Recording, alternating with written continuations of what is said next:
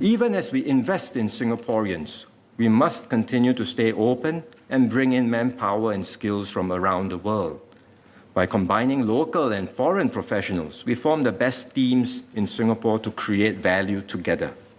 This gives us that extra advantage to excel amidst intense global competition and to create many more good jobs and career choices for Singaporeans. We have in place a comprehensive foreign worker policy framework to allow companies to access a diverse pool of manpower. We continually review and adjust the key policy parameters in the framework and will introduce several changes. First, we will update the framework for employment pass or EP holders. EP holders should be professionals and senior executives who can contribute to our economy, sharpen the skills of those they work with, and strengthen our workforce. To ensure that EP holders are of the right caliber, we adjust the minimum qualifying salary from time to time. Because how much the employer is prepared to pay is a practical indicator of the quality of the EP holder.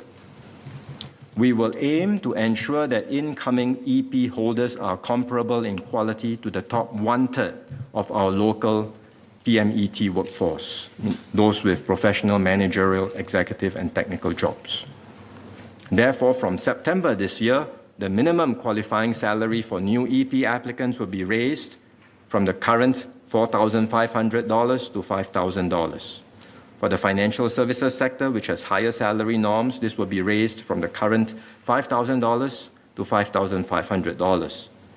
The qualifying salaries for older EP applicants, which increase progressively with age, will also be raised in tandem.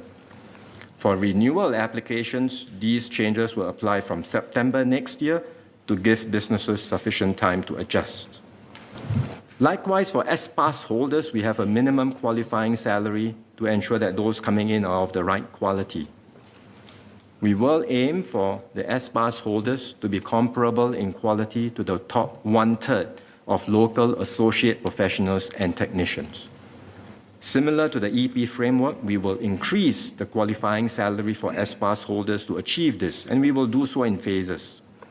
In the first step, we will raise the minimum qualifying salary for new S-Pass applicants from the current $2,500 to $3,000 in September this year. We will also introduce a higher minimum qualifying salary of $3,500 for the financial services sector, and the qualifying salaries for older S-Pass holders will be raised in tandem. Thereafter, the minimum qualifying salary for new S-Pass applicants will be raised in September next year and again in September 2025. The specific salary values will be announced closer to the implementation date based on the prevailing local wages then.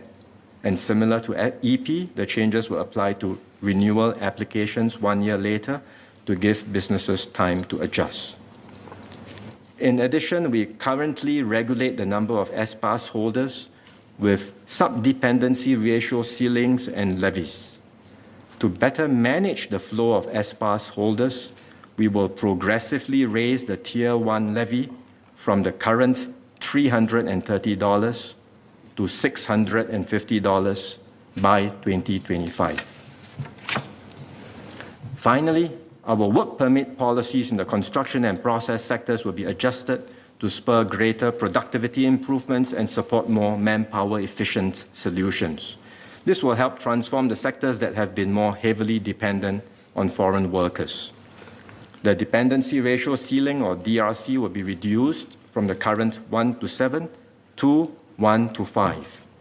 The current man-year entitlement, or MYE framework, will be replaced with a new levy framework that will encourage firms to support more off-site work and employ more higher-skilled work permit holders. And to give companies time to prepare for the moves, these changes will take effect from 1st January 2024. Sir, let me emphasize that Singapore will continue to stay open and welcome talent from around the world. The adjustments in our foreign worker policies apply mainly to the broad middle of the workforce. This is where we have Singaporeans doing the jobs, but we need to continually adjust our rules to ensure better complementarity between our foreign and local workforce. At the higher end of the workforce, where there are acute skills shortages, we will continue to bring in professionals with the right abilities to be part of Team Singapore. Ultimately, our investments to develop stronger capabilities across our businesses and workforce reflect our mindset of continuous improvement. We must always strive to do better and achieve more.